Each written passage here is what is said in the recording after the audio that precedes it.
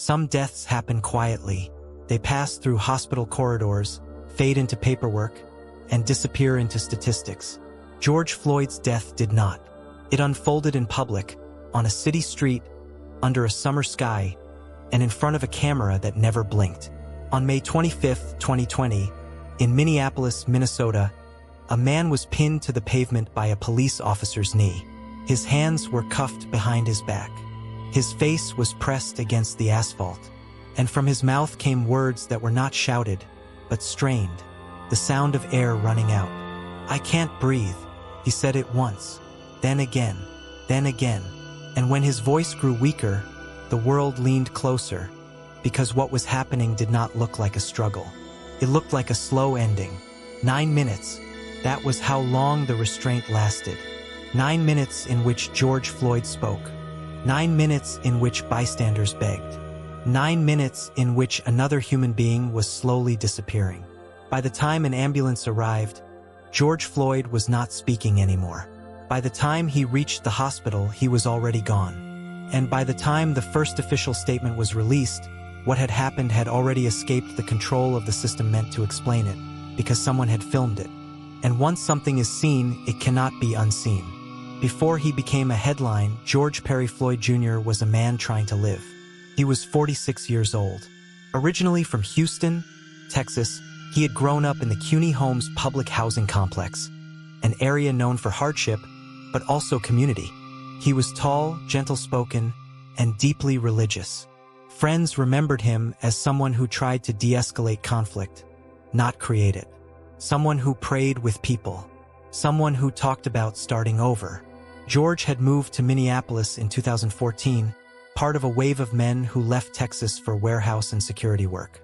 He took jobs where he could find them: truck driving, bouncer shifts, community outreach, security at local establishments. He called his mother often.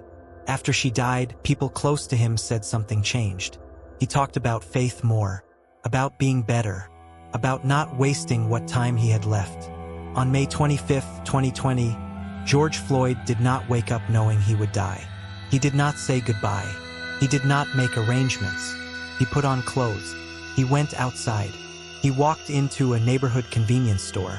It was early evening, the kind of ordinary moment no one remembers until it becomes something else. Inside the store, George bought cigarettes. He paid with a $20 bill. The clerk behind the counter suspected the bill might be counterfeit. Store policy required reporting suspected counterfeit currency, so the clerk did what he had been trained to do. He called the police.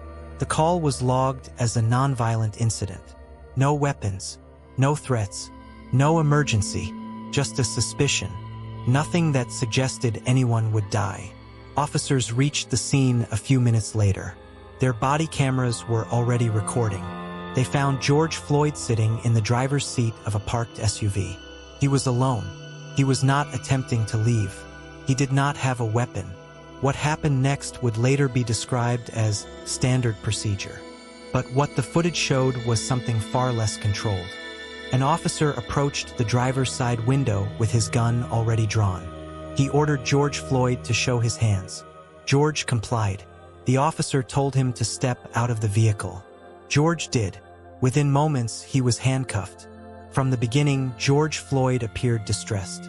He told officers he was scared. He told them he had recently lost his mother. He said he was claustrophobic. He said he was anxious. He began to cry. This is where the official narrative would later start to crack. Early police statements claimed George Floyd physically resisted, but the video showed something closer to panic than aggression. He stiffened. He trembled. He begged. "I'm not a bad guy," he said. "I'm not a bad guy." Officers attempted to place him into the back seat of a squad car. George resisted being put inside, not by striking, not by running, but by locking his legs, crying, and pleading not to be forced in. He said he couldn't breathe. He said he couldn't sit in the car. He said he was scared. What followed did not de-escalate. It descended. Unable to place George Floyd into the squad car, officers pulled him back out. He went down, face first, onto the pavement. An officer placed his knee on George Floyd's neck. Another knelt into his back. Another controlled his legs. George Floyd was face down, handcuffed, pinned. This position would not change for over 9 minutes. In the beginning, George spoke clearly. "I can't breathe," he said. He called for water. He called for his mother. He said he was dying. Bystanders gathered. A teenage girl raised her phone. A man in a black shirt pleaded with the officers to check his pulse. A woman screamed that they were killing him. George Floyd's voice began to weaken. His words turned into gasps, then into sounds, then into nothing. At one point, he stopped moving. At another, an officer pressed fingers to his neck and said he could not find a pulse. Still, the knee remained. For minutes after George Floyd had gone silent, the pressure continued. Not in the chaos of a struggle, but in stillness. When paramedics arrived, George Floyd did not respond. They lifted his body. They loaded him into an ambulance. They attempted resuscitation. At the hospital, doctors pronounced him dead. George Floyd was declared dead at 9:25 p.m. That night, Minneapolis police released a statement. It said officers had responded to a forgery call. It said the suspect physically resisted. It said he appeared to be suffering medical distress. It said he died at the hospital. The statement did not mention a knee. It did not mention 9 minutes. It did not mention restraint on the neck. It did not mention that he had been unresponsive before paramedics arrived. To anyone who had not seen the video, it read like a sudden health emergency. But the video already existed, and by morning it was everywhere. The public did not see a medical emergency. They saw a man restrained on the ground. They saw a knee on his neck. They heard his voice. They heard him fade. And what they saw did not match what they were told. Once the video spread, the narrative no longer belonged to the department. It belonged to the footage. It showed that George Floyd was already handcuffed when he was taken to the ground. It showed he was surrounded by officers. It showed he was not armed. It showed he was not striking anyone. It showed that even after he went silent, the position did not change. Experts began speaking publicly. Medical professionals explained the danger of prone restraint. Former police chiefs stated that the technique was not trained or acceptable. Civil rights attorneys called it excessive. Witnesses came forward. They described George Floyd's face pressed into the street. They described the sound of his breathing change. They described the moment it stopped. Pressure mounted. Still, no arrest was made. And in that space between what was seen and what was done, anger grew. The Hennepin County Medical Examiner released an initial autopsy. It listed George Floyd's cause of death as cardiopulmonary arrest complicating law enforcement restraint. It noted underlying health conditions. It did not use the word homicide. George Floyd's family commissioned an independent autopsy. Their conclusion was different. It found that George Floyd died from lack of oxygen due to compression of the neck and back. Its ruling was homicide. 2 reports, 2 interpretations, 1 death, and a growing demand for accountability. Protests began in Minneapolis, then Chicago, then New York, then London, then Paris, then cities that had never spoken George Floyd's name before. The streets filled. People held signs. People knelt. People shouted his words back to the world. "I can't breathe." For 3 days, Derek Chauvin, the officer whose knee was on George Floyd's neck, remained free.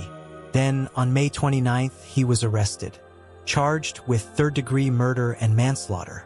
Later, the charges were elevated. Second-degree unintentional murder.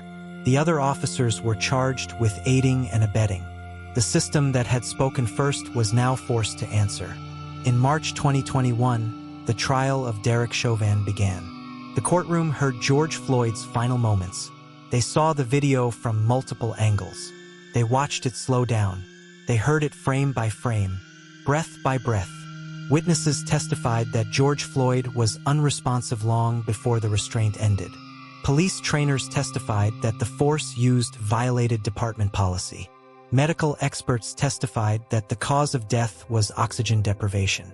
The defense argued drugs and health conditions. The prosecution showed the timeline. They showed the knee. They showed silence. They showed life leaving. And then they waited. On April 20th, 2021, the jury returned. The courtroom stood. The verdict was read. Guilty of second-degree unintentional murder. Guilty of third-degree murder. Guilty of second-degree manslaughter. Derek Chauvin was taken into custody.